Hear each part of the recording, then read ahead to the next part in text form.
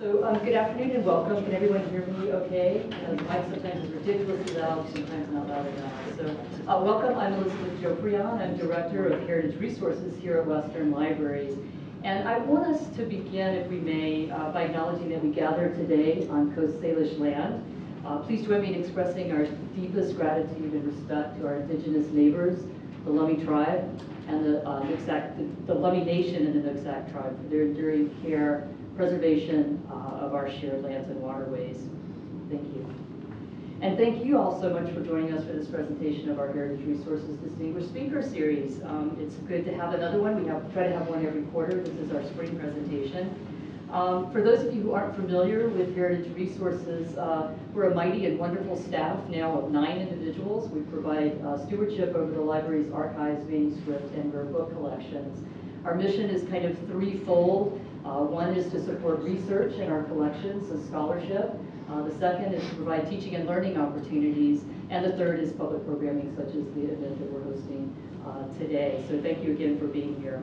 Our collections are housed actually in 3 repositories, 3 different units that comprise Heritage Resources.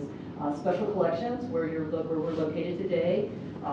Also the Center for Pacific Northwest Studies and the University Archives, which are housed on the south side of campus in a building that we share with the Northwest Regional Branch of the State Archives. And you'll find that a good bit of Candy's work was done particularly in the Center for Pacific Northwest Studies and in the State Archives. So we try to feature with these talks research that's occurred in our collections. So I'm just thrilled, and I know on behalf of my staff, we're all thrilled to welcome Candace Wellman, friend and colleague, as our distinguished speaker. She's used our collections extensively, as I mentioned, in her research to support local and regional studies. And so what you'll hear today is the outcome of really 2 publications by a scholarly press that's the result of those many, many years of research in local and regional history. Her books are Peace Weavers. I think one's on one side here, one's on the other side.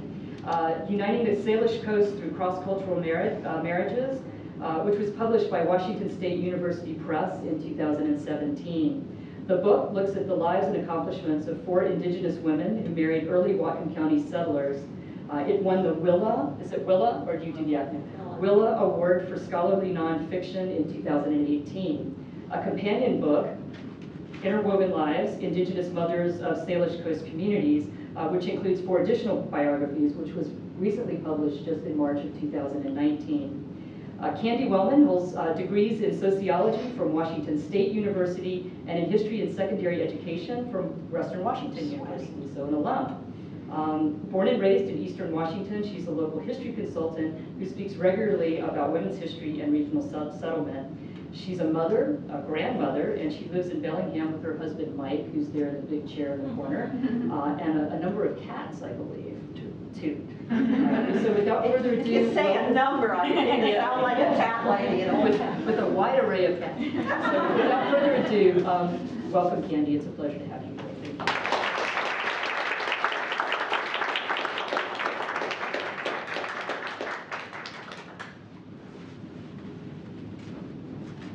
Thank you. Thanks to Beth and Ruth and Eric and especially Roz, who set all this up for me and organized everything. And it's a pleasure to be here today.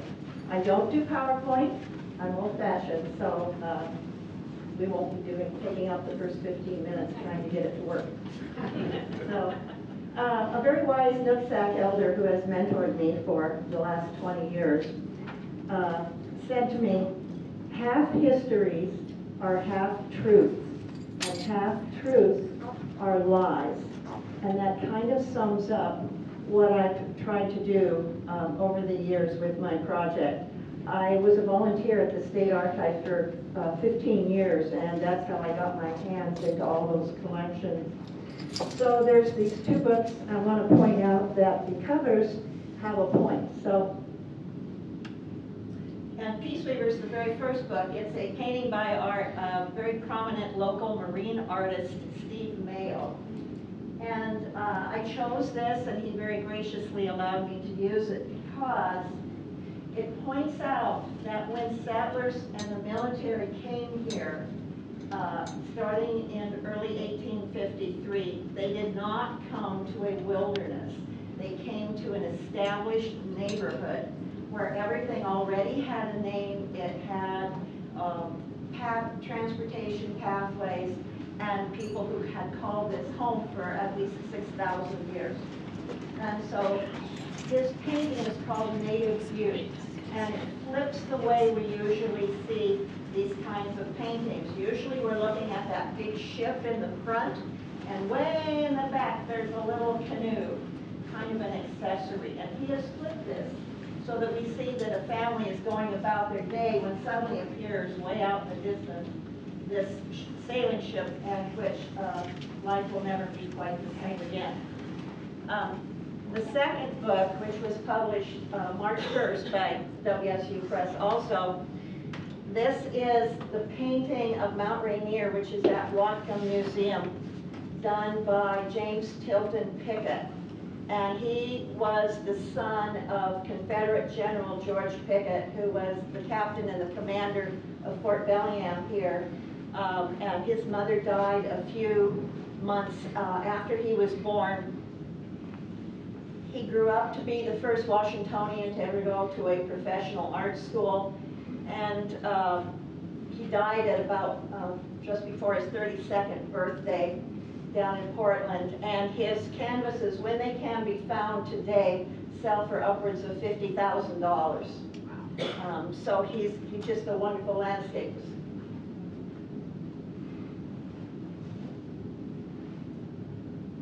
So I want to start this by reading you an example of one of these half-truths that I have found out. Mary, a Coast Salish woman, slept beside her second husband, Chief Henry Quina, in the darkness of a December morning in 1890 on Lummi Reservation in the northwest corner of Washington State. Not far away, her daughter Teresa Forsyth Finkbonner, along with her husband and 5 children, slumbered before the sunrise would wake them. 1,000 miles east at Wounded Knee Creek in South Dakota, Teresa's father, Colonel James Forsyth, stood on a rise in the frigid winter morning and watched as fire from 4 Hotchkiss mountain guns raked across the teepees of exhausted Sioux families below. It cut to pieces starving men, women, and children. Terrified mothers ran and crawled away with their little ones to seek shelter in ravines where scores died of wounds or froze to death in the following hours. When past historians scrutinized Forsyth's actions, their assessment of his character would have been better informed and perhaps more nuanced had they known about Mary and Teresa. The abandonment of his first family remained hidden for more than a century, except to Mary's descendants and local residents. The lives of nearly all intermarried 19th century American Indigenous women had long gone untold. Anyone who has read history or fiction about the westward movement has probably encountered the shadowy men on the edge of settlement who, quote, went native when they married across the cultural and racial line. Almost invariably, writers portrayed these couples as marginalized and rejected by the new communities. Alternately, writers portrayed Indian princesses as frequent fatalities in tragic romances with white men. Most striking has been the lack of interest in who the intermarried wives really were as individuals. Usually local and regional histories or biographies of the husbands ignored them, or if they were mentioned at all, they were nameless, stereotyped, and unrecognized for their contributions to the New West.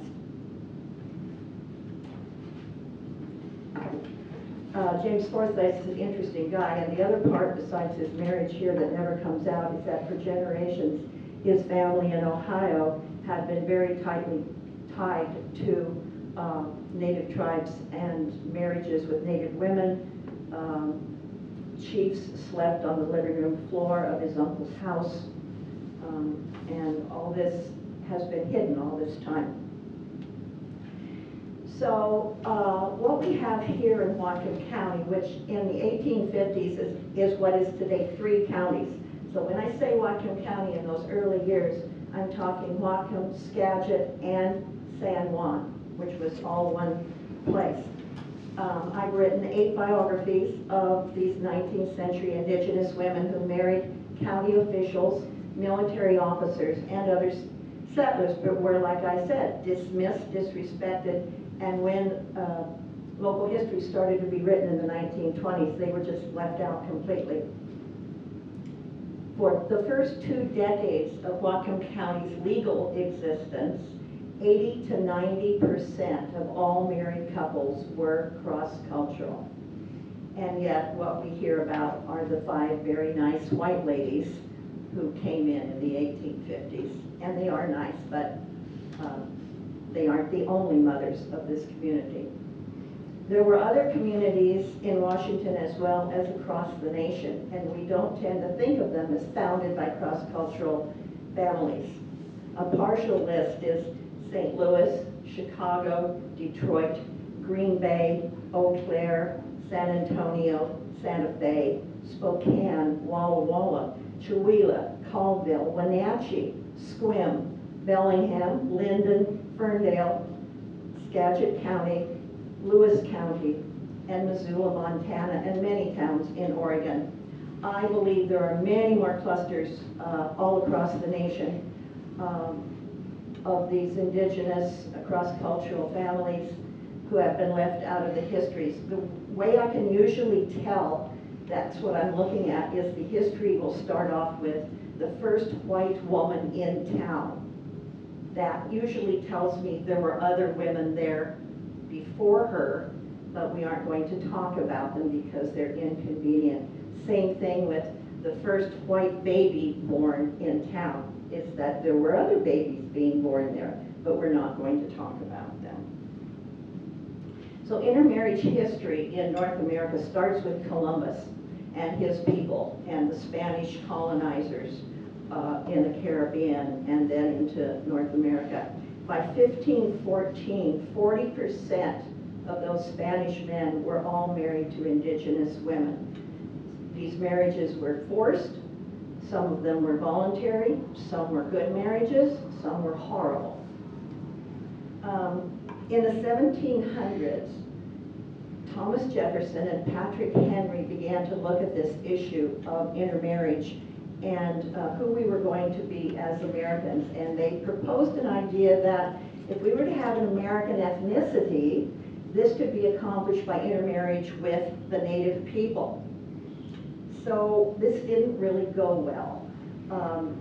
The white people were fine with adopting technology from the indigenous residents of the colonies, but they didn't want anything to do with their worldview or their spirituality. The native people pretty quickly figured out that it didn't matter how white they became, they would never be treated equally. And so when you got in the early Republic days, when we get some of the rebellions by native people, most of them were led by the sons of cross-cultural marriages. People like Osceola of the Seminoles and Joseph Brant of the Mohawks, corn planter of the Senecas, yeah, who were often more educated than the white men around them. Had been, their fathers and mothers had sent them to school. Yeah. I'm taking a lot of hay fever medicine, so I'm drying out a lot. So as we get the westward movement then across the Mississippi and moving west, local histories begin to be written about a generation later when we're going to all kind of be boosters of our new towns. And they mainly portrayed men doing manly things that build the community. The women are pretty ignored. All women are basically ignored. And it wasn't until the 1980s that we started to have more history of Western women. But we get a rather stereotyped version of who the women moving west are. She was a courageous, sad-eyed wife or widow who left her home forever and walked beside a covered wagon across the continent to settle in a wilderness that, with her womanly efforts, became a real community. Or she was half of an improbable love story, the mail-order bride who braved the ocean's dangers to marry a virtual stranger and with him build a community. Or she was the school marm who brought culture to a dusty town. Perhaps she never married and dedicated her life to the town's children. Or she was the business-minded, satin and lace-clad saloon girl with a heart of gold, whose for sale femininity kept the settlement in the wilderness from devolving into violence and lawlessness until real ladies arrived. And standing pugnaciously alone were Calamity Jane and Annie Oakley, symbols of fierce femininity equal to men in the face of the West's challenges. The saloon girl, I think, hit the high mark with the television show Gunsmoke, if anybody remembers that. Kitty and the girls were always dressed up and dancing and making friends, but they never sort of went upstairs and looked like they were doing anything on color. Not memorialized were the young Indigenous women who lived where forts were built and settlers staked claims that displaced Native communities. High-born Native daughters sometimes wed Army officers, merchants, and local officials whom the families considered of equal social status. The women played their own roles on a frontier that was cultural, not geographic. Most of them, if they get any notice in the history books, it just says he married an Indian, and that's the end of it. She doesn't have a name or anything else. So this project got started 1998, I think, while I was a volunteer research assistant at the State Archives in the same building as the Center for Pacific Northwest Studies.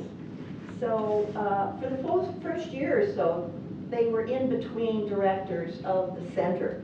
And so those of us who were working for the State Archives got to retrieve the materials, and I got fascinated by the Howard Buswell collection. And so I would read these files, there's 30-some feet of them at lunchtime, a file on almost every early person who was here, the industries, everything. They were really fascinated.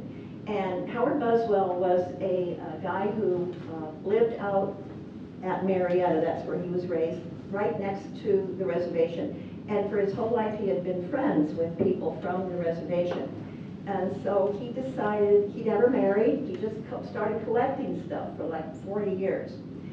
In the 1940s, he started doing interviews and recording oral history with his friends at the reservation and from families on the lower Nooksack River, as well as collecting maps and photos, a cannonball, and an early saloon keeper's tombstone.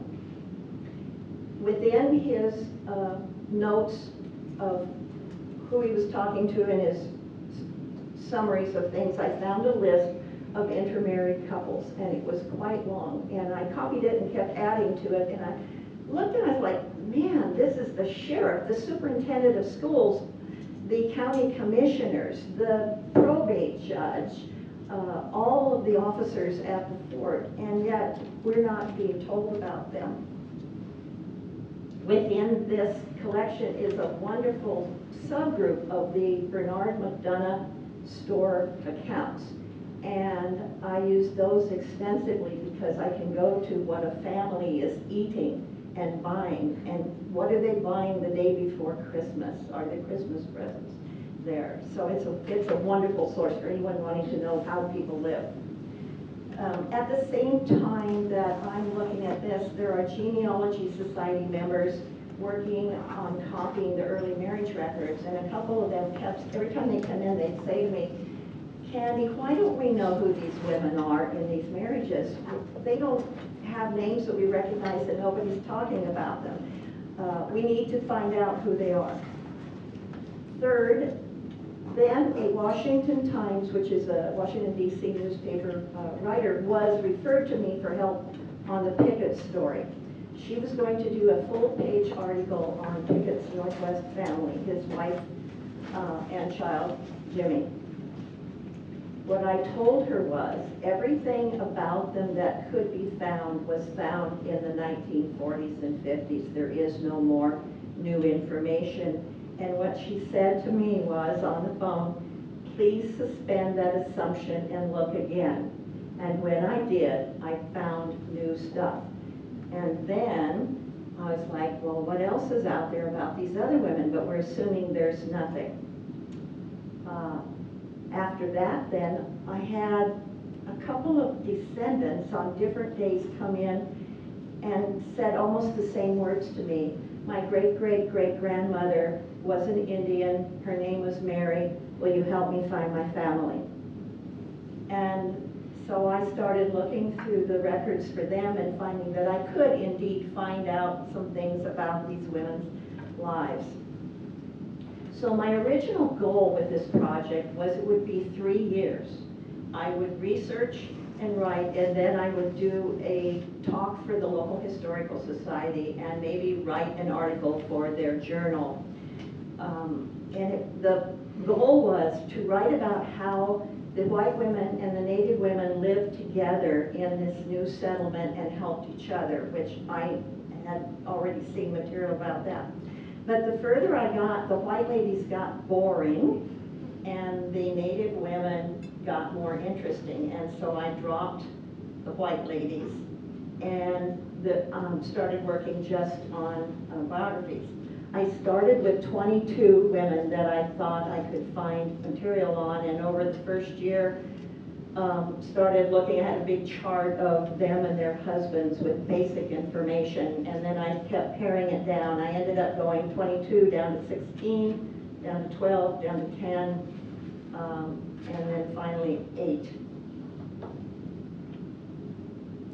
So the husbands had come here in 4 waves. They came here starting in 1853 to start working on this brand new mill that Henry Roeder and Russell Peabody established on the shores of Whatcom Creek, and that was the first colonizing effort here. The very next year, after a seam of coal had been found around the side of the bay over where Seahome is today, downhill from here, then we had men coming in to run a new coal mine and to work in it, and these are basically almost all bachelors. In 1856, in response to pleas for help, the Army establishes Fort Bellingham, and then you get 3 Army officers and the men for the fort. They came here. What got written was that they came here to subdue the Indians. That is not true. They came here to protect the Lummi and the Samish and the Swinomish and the settlers against raiders from the north. So what I did then was, if you've ever been married or in a relationship, you know that both people bring baggage into that relationship.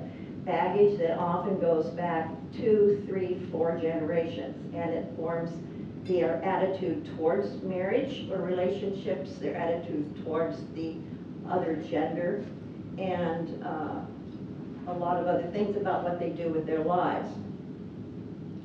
Most local histories and even larger histories tend to treat these guys like they dropped out of the sky. So you'll get, John came from Arkansas.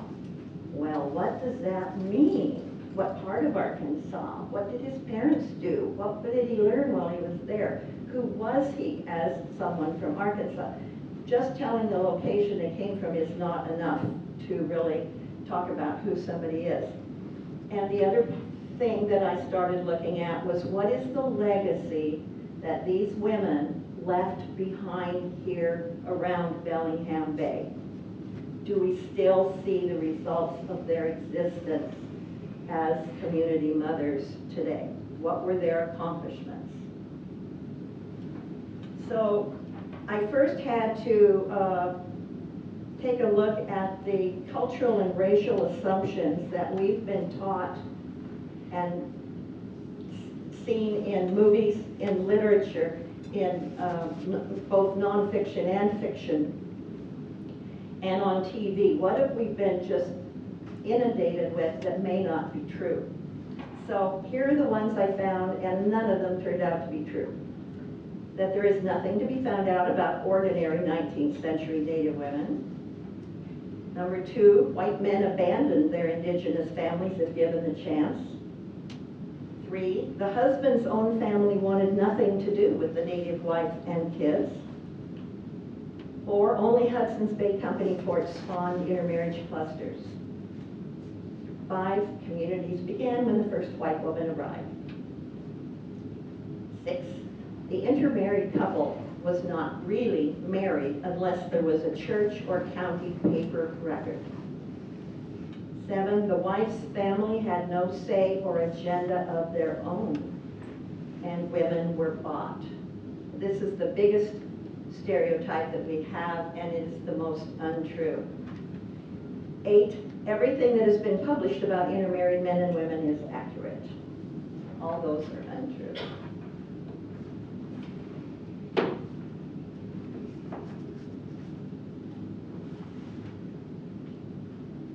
So this is the way the second book begins.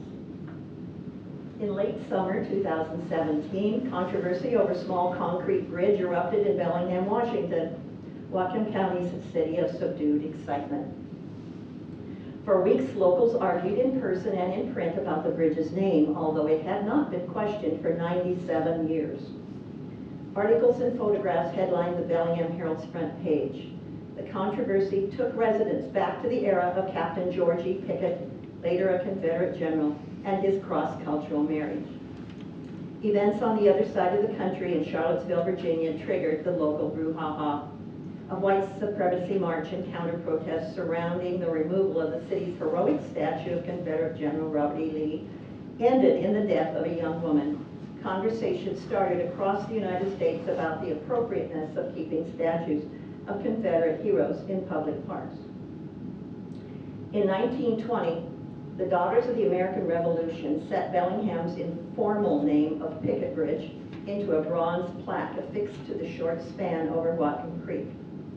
In 1858, Captain Pickett, commander of Fort Bellingham, contracted out to local settlers the construction of the original log bridge. It linked the two small settlements on Bellingham Bay, Whatcom and Seaholm, for movement of ordnance in case of attack. Called the military bridge when built, it was designed as part of a crude road that would connect Fort Bellingham to Fort Steilacoom near today's Tacoma, but which was never completed. Settlers, grateful for the bridge which made a walk between settlements safer, called it the Pickett Bridge. They fondly remembered the captain for his local accomplishments and friendship despite his later service for the Confederacy. At the start of the 2017 controversy, Bellingham's mayor ordered the plaque and signs pointing the way to the Pickett House Museum removed to prevent feared vandalism during the national debate. The signs to the house where the captain and his Alaskan Haida wife lived were soon replaced, but the argument continued about whether the plaque should be restored or whether it improperly glorified a Confederate, quote, traitor. Some wanted the bridge renamed, while others wanted it left as it was in tribute to Pickett's command of Fort Bellingham. The Herald printed a resident's proposal to rename it the, quote, Morning Mist Bridge, in tribute to Pickett's indigenous wife. In truth, Morning Mist was not her name, but rather a fictitious one invented by a novelist in 1937. The personal name of the young Alaskan Native woman who married Pickett, gave birth to their son, and died within a year is unknown. Residents called her Mrs. Pickett, the form accorded any fort commander's wife. The incident illustrates how misinformation passed along and repeated in print because of inadequate critique of sources full of myth and stereotype created legend. It also demonstrates the lack of accurate knowledge about Indigenous women who crossed the cultural frontier to marry men from an alien society. Local historians who knew the true history of the Pickett family groaned in frustration that no suggestion was made to re-examine the legend to obtain a more accurate interpretation before action was taken. Their discussion centered on the possibility that historical misinformation could literally be set in concrete. So as I went along in my research then, and working with the Buswell collection, I also worked some with the Jeff Gott collection here. I went back to the East Coast for a month at a time, 2 different times, to take a look at the husbands and where they came from. I developed my own strategies for how to approach research. So the main one was to use what I call all wings of history. Groups that don't always make use of each other's discoveries, even when tightly documented. The work of academic historians, the work of community and regional historians, genealogists and family historians, as well as primary records in repositories or given to me by families. Second, I believe that context is everything, so that's why I said you have to know who both parties in a marriage are. You have to know the regional context, the national, the personal. So I developed timelines for each person that it would include what national events were going on at the same time as their personal events were. And number 3, follow the paper trail wherever it leads and ask the meaning of what I find. This, of course, led to many, many interesting tangents. And I would be found reading a book by the fire, and my husband would look at it and say, "What does that have to do with your project?" And I was like, "Well, it sort of does, and it's really interesting." But those are the kind of things that editors at academic presses say. It's really interesting, but we're not written it. So the other thing is to kill the assumptions about research, to murder these assumptions. One is everybody knows. There is nothing to be found. That wasn't possible. Published works are accurate. Old records are as neat, clean, and accurate as our new ones. Digital records and everything on the internet is true. All information worth knowing is on the internet. And as I said, an individual's prior history is unimportant. And so I kept these assumptions in mind all the time and challenged myself. I would write something, and then all of a sudden at 3 o'clock in the morning I'd go, "Wait a minute, you need to question this." So the 8 women that are in the 2 books, they came from many places. They all married around Bellingham Bay, and that was how I winnowed things down. You had to at least have married right around here, and then you could move somewhere else, but you had to start off here with your husband, or some of them had more than one husband. So in Peace Weavers is Caroline Davis Kavanaugh. She was first married to the Confederate President Jefferson Davis's nephew, who was an officer here. And when the Civil War started, he planned to stay with her on their land claim, and they had a child. And he did stay until his family came after him and said, "You have to come back to Mississippi and fight." He spent most of the Civil War in a prisoner of war camp and died. Her second marriage, after she found out that he definitely wasn't coming back and had died, was to the local sheriff, James Kavanaugh, who was from Ireland and a very fascinating man.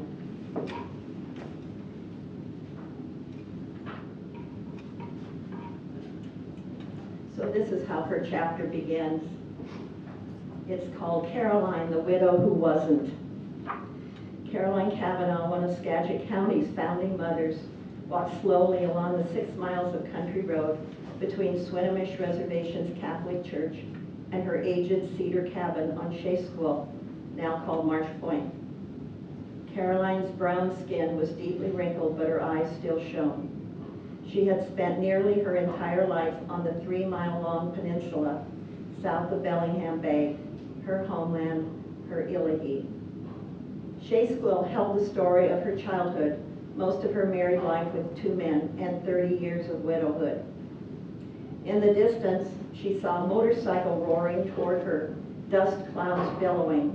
The young writer easily recognized the tiny woman whose long wavy hair reached almost to the ground when it wasn't in her usual braid.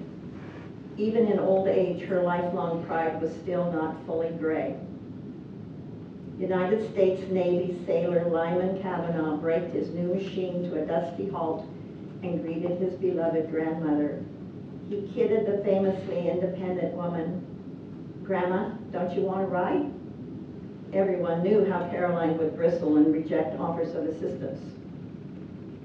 The little woman surprised her grandson when she gathered her long skirt and climbed up behind him without hesitation. Caroline relished her ride home, hair flowing behind, brushed by the wind.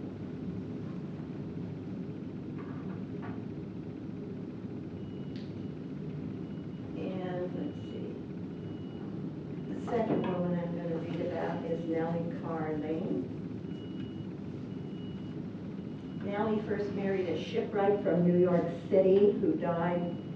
Then she married the local sheriff, and he was later superintendent of schools. He came from a seafaring family in Massachusetts.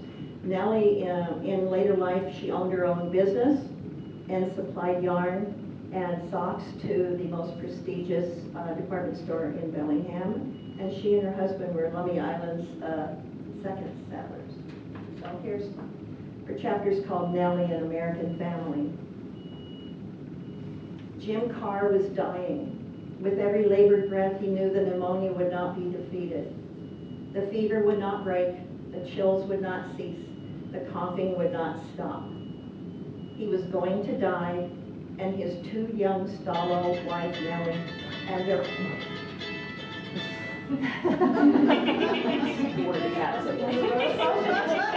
Take a picture and shut it off. So Nellie and their baby would be alone in the cabin. What happened next became family legend. The dying man told Nellie to get his horse and hurry to Sheriff Fred Lane. Just press the power button, honey. Honey, it's your phone. Quote, "Go get my friend. I want to see him before I die. I want to tell him something." Lane's land claim adjoined Carr's, but the sheriff was often miles away in town, sometimes out in the islands. She thought Lane had taken the canoe to his place in town, but she ran down to where she saw his horse tethered. Lane was still there and saw Nellie's distressed face. When he asked what was wrong, she gave him Carr's message. Back at the cabin, Carr told Lane that he was dying and said, "I want you to take good care of my wife and baby." Helene Nellie Carr had no local family. To return to her mother near the Fraser River demanded that she find someone to canoe her upriver to Squamish, then find a Nooksack escort to take her up the trail into Stallo country. The trip would take days, and it was early 1867. The weather veered from clear and cold to snow and rain. The Arctic winds that funneled down the river to the prairies might come at any time. It was too early in the year for such an arduous journey with a baby. The too young wife became a too young widow. F.F. Lane did not take her home to her family. No one did. He married her instead. People sometimes wonder, how do I know what the weather was? Well, one of the other men, his farm journalist, spent several years going periodically out to Lummi Reservation archives and copying things in his journal, and he recorded the weather every day from 1862 to 1872, I believe. So I could use all those weather things, and Sheriff Kavanaugh also kept a journal down in Skagit County with the same kind of thing in it, so I was always able to tell in those spans of years what the weather was.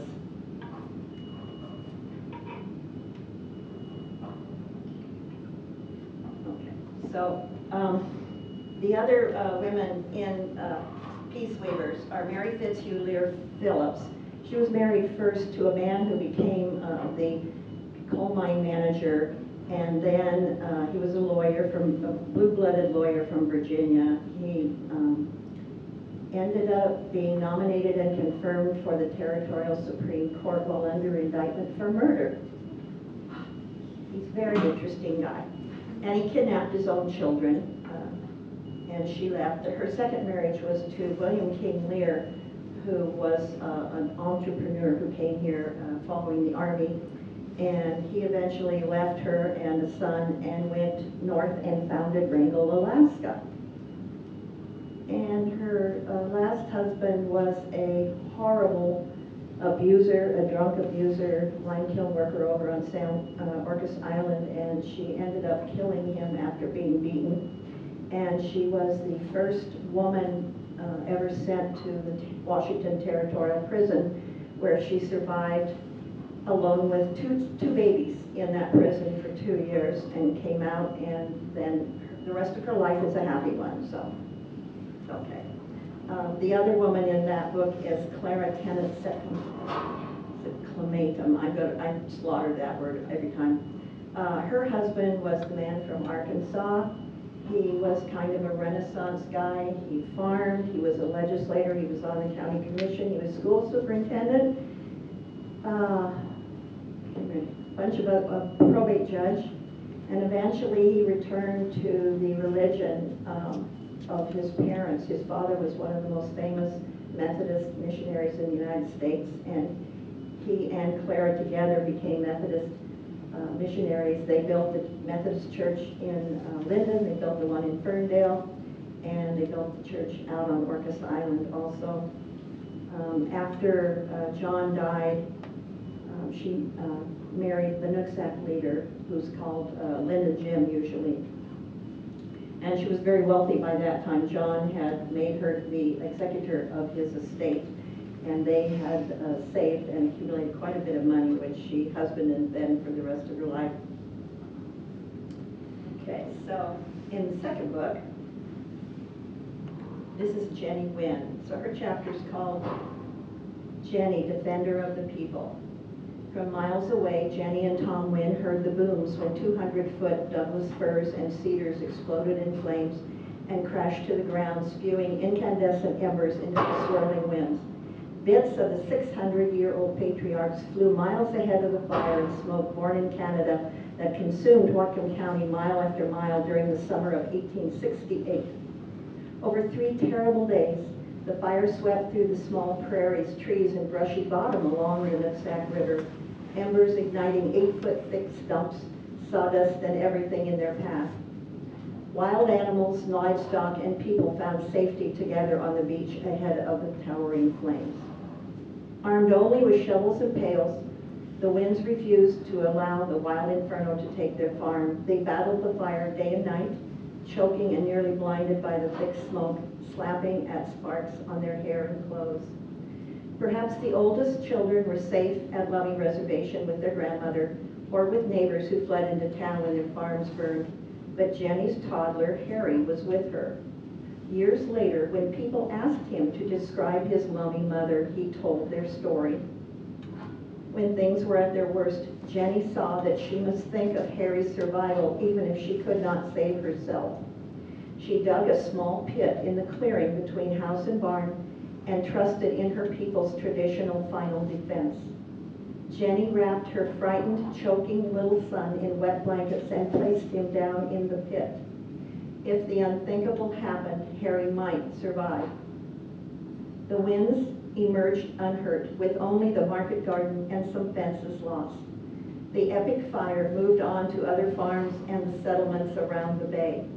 It continued south for hundreds of miles until the vast Columbia River and autumn rains halted its advance. Jenny's husband was a Philadelphia Quaker blacksmith, the direct descendant of Dr. Thomas Wynn, the best friend of William Penn, and one of the founders of Philadelphia.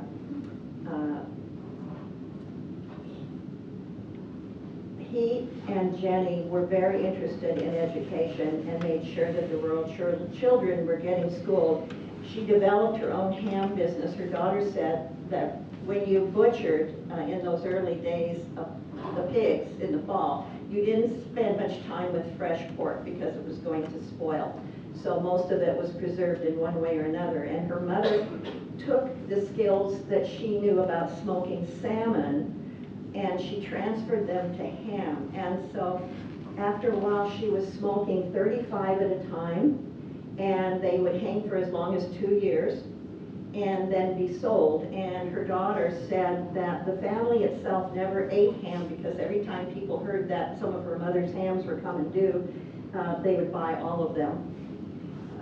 Together they founded a family of educators, and they're now in their 4th and 5th generation of teachers.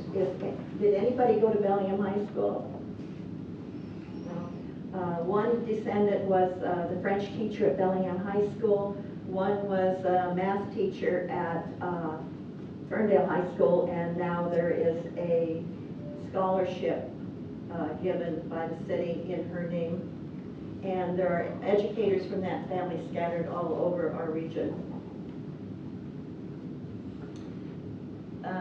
The second one, I'll read.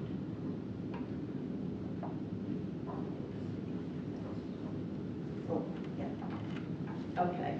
So this is Mary Allen. She came from up the Fraser Canyon, and she married Solomon Allen, who was a farm boy from southern Illinois. And together they founded the town of Marietta and had 5 sons who pretty much all went to Alaska and were very instrumental in the history of Southeast Alaska, helping with the foundation of Petersburg and other towns. This is the beginnings of her chapter, called Mary from the Rapids.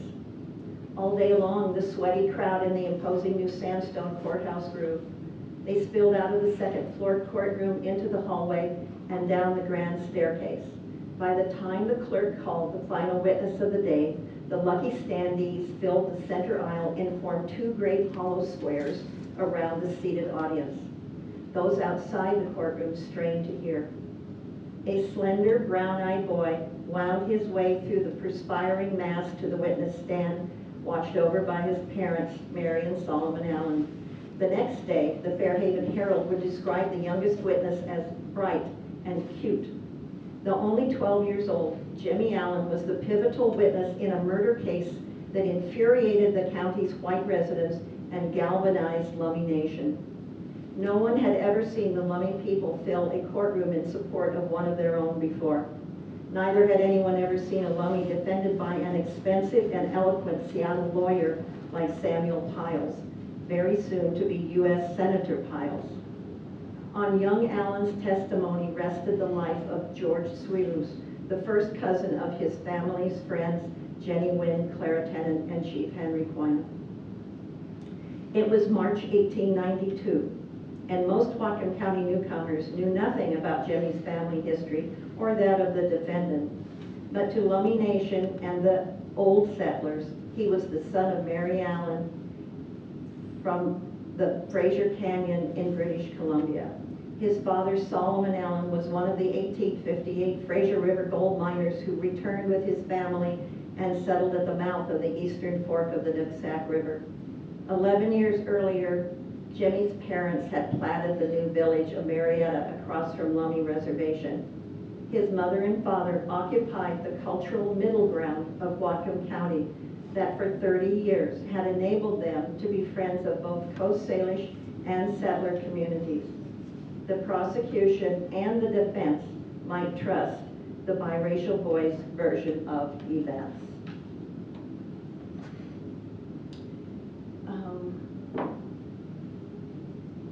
Should I do one more? How are we doing with time? We've got about 10 minutes for Oh, Q&A, okay. so Okay. I think, yeah, one more. Okay. The third woman in this book is Elizabeth Patterson. She was the daughter of Chief Pat Canham of the Snoqualmie, who at the time in the 1850s was the most powerful Native leader in Western Washington. He controlled all 3 of the passes across the Cascades, which were used for trade. Her husband was a cattleman, originally from Tennessee, and then the family moved into Missouri to supply Oregon Trail and California Trail settlers with supplies, cattle. They founded the first dairy in Whatcom County. It was where Linden is today. So most people know the founders of Linden as Phoebe Judson and her husband Holden, but the reason they came there was because there was already a little settlement of mixed marriage people there, and they came to take care of Elizabeth's children after she died. And she had two daughters who went on to have their own businesses, and one of them married James McDonald, who founded 3 or 4 of the big mills in Whatcom County. So this is Elizabeth, daughter of the moon. Bellingham's 1925 Tulip Time Grand Parade was at hand. Fraternal groups, bands, and flower-bedecked floats from Seattle and Canada would proceed down Cornwall Avenue behind the Tulip Queen. 2 avid readers and prominent pioneer daughters, Dolly and Nellie Patterson, probably saw local newspaper articles about parade plans with a mixture of pride, bemusement, and even offense. Organizers announced that in the spirit of the year's focus on early residents, Indians would be a central feature and join the last known surviving veteran of Captain George Pickett's Fort Bellingham command. Lummi men would represent their forebears, who supplemented Pickett's soldiers to protect Bellingham Bay.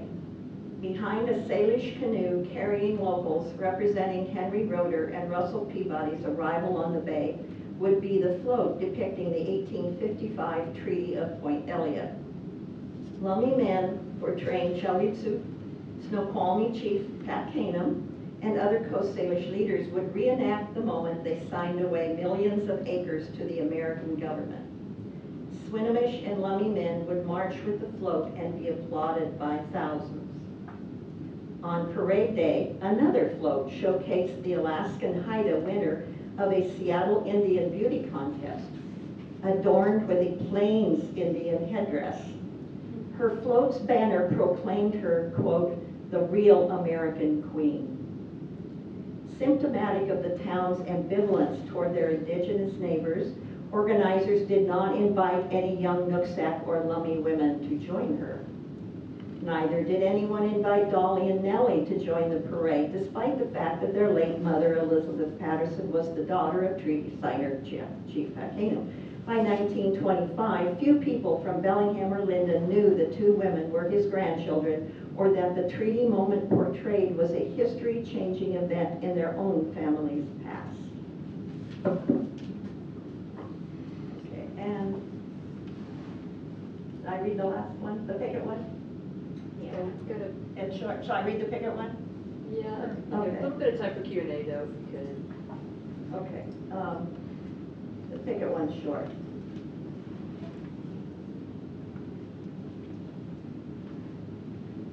Okay, so that's the other one, is the story of Mrs. Pickett and Captain Pickett and a full biography of their son.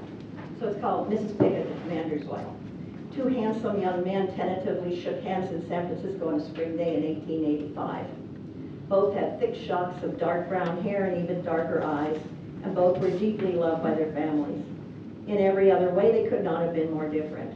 Though they were both carriers of family legacies, one was the future of his family's military tradition, the other was the blossoming of a gift of artistic talent from the mother he never knew. George Edward Pickett Jr.'s father was the legendary Confederate hero of the Battle of Gettysburg. Everyone expected him to enter the Army, and his mother wanted him to marry another prominent Confederate family. This West Coast trip freed him from her smothering domination and the personally stifling atmosphere of Virginia, where his name could both help and hinder. The other was James Tilton Pickett, half indigenous son of the general's cross-cultural marriage and a serious artist who was studying at the first professional art school west of the Mississippi. He looked forward to meeting his younger half-brother, the other son of a father James knew only through letters written before the general died a decade earlier. He'd never met another blood relative after his dimly remembered father left Washington Territory. George Jr. knew about James too, but since his father died when he was 11, he may not have known the full truth. His mother concocted a Southern woman's acceptable explanation for the presence of a mixed blood child in her late husband's life. She told everyone that a Lummi chief gave his baby son to then Captain Pickett in gratitude for his mercy after the defeat of thousands of Lummi warriors. Being a polite man, she lied. Her future husband adopted the boy, and people believed her. Both men were probably stunned when they stood face to face. George could not deny what James always knew. There was no adoption. They were brothers. It was almost like looking into a mirror. George's eyes told him that James was his half-brother left behind when Captain Pickett joined the Confederacy. It was clear that his mother had fabricated the explanation. George's reaction when confronted with his older brother's Indianness deeply hurt the sensitive artist. James saw only racial arrogance and overbearing Southern snobbery. The young man dreamed of joining his family in Virginia one day, as his father once promised. After the meeting, he realized his dreams had always been just that, and his hopes for a relationship with George died. James never saw his brother again. So, any questions?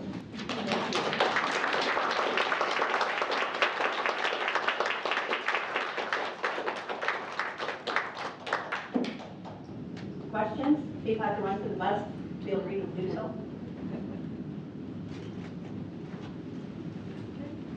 Yeah. What comes next? Well, remember I mentioned Fitzhugh? I'm going to write a full biography of Fitzhugh because by doing this, I have about 2 feet of files on him and lots of books, and I've been to his home and talked to his family in Virginia, and he's a really interesting cat. And then I have an article on Caroline Davis and her husband, Robert Davis, coming out in Columbia Magazine this summer, and it'll have a picture that's never been published of Caroline standing there with her husband's old gun. It's really great. The big grin on her face, yeah. So, Thank you. and some other talks around the area. Yeah. Outside the 8, are there any other women you kind of wish you had followed that you had a Yeah. drop? Well, one I dropped, which was the wife of a Smithsonian institution naturalist, and I had to drop her because she married back into the reservation and I couldn't follow her there. Another one was a typical homestead wife. She married the county auditor here, but then they moved to San Juan Island. That's the Briggses. Yeah, and from then on, she led the typical farm wife's life, and it would have come across to the readers as kind of dull. So I dropped hers. And the Barrett, I had to drop Fanny Barrett because she was second generation, had a lot of stuff on her. Barrett family's been really helpful, but she was second generation and I wanted first generation, so that's it. Yep. What was your favorite research moment? Oh, probably, I found the papers of George Pickett's sister, and in those papers was a letter that described what he behaved like when he came back to Virginia after his wife died here, and what his demeanor was like. He was on bereavement leave, and to get a picture of him, what he was like during that trip was really wonderful. At the College of William and Mary archives, yeah. Yeah. Thank you so much for your talk, thank you. I like how you're talking about using all of the wings of history, Yeah. academic history and local history and genealogy. I think that's so important, and so I'm curious to know a little more about how your genealogical research unfolded, particularly because I'm assuming that you're not personally related to I'm not. anyone here, but did you meet any more descendants, or how did those relationships happen? And Well, yeah. you know what I used was, well, I've been doing genealogy for many years because my husband's family, when we went to visit them, they handed me the sheets, you know, the family sheets, and said, here, get busy. And so I started working on my own, and then when I was at the archives, I would help people plan and carry out genealogy projects. So what I did was, I put notices online on RootsWeb and anything else I could find. I took advantage of a 2-week free period for Ancestry.com and stayed up all night, every night for 2 weeks, plugging everything in and trying to get information and then trying to confirm it. But doing those root swap things, like for the tenants in Arkansas, not only did I plug in for tenant the surname, I plugged in Washington County, Arkansas, and I got all kinds of people whose ancestors had been friends of the family and they had stuff. And so I just, you know, it ended up being 20 years because I just kept going, and there was all this stuff out there, particularly with the genealogy, and there were many people who had already done extensive more research and had the books, had the papers, had the primary sources for me that they just handed over. And people like it if you're writing about their ancestor. They go, here, you know, we want to be in a book, kind of a thing. And so that's how it happened. And I still have families contacting me now. So I continue to add to the list of cross-cultural families that were here and elsewhere. And I get emails all the time from people wanting to add them to the list and do I know anything about their families. So I keep lots of files. Oh, does that answer that? Yeah, that's Yeah. Anybody else? I read these papers. Well, thank you. When it came out, that was very, very interesting. One of the things I think I learned from it was that the Indigenous women wanted their children, some of them anyway, to go to the schools, even though there were these residential schools which are so big, so Yeah, badly these up kids all went to public school here. Okay. Yeah. So they weren't sent away, but the mothers wanted them to be educated Yeah. universally, and even the was. Which is kind of sad because Jenny Wynn even voiced that. She told her children she didn't want them to be uneducated like herself. She had a inferiority complex about that, which they felt was really sad because her mother knew lots of other things. Just because she hadn't been to school didn't mean she didn't know stuff. But yeah, she wanted them all educated, and that's how they became generations of teachers. Yeah. Anybody else? So Candy has books for sale back here, and encourage you to take a look at that. And Candy, are you willing to sign some books? I will sign, yes. The bookstore is selling them, and I will sign anything.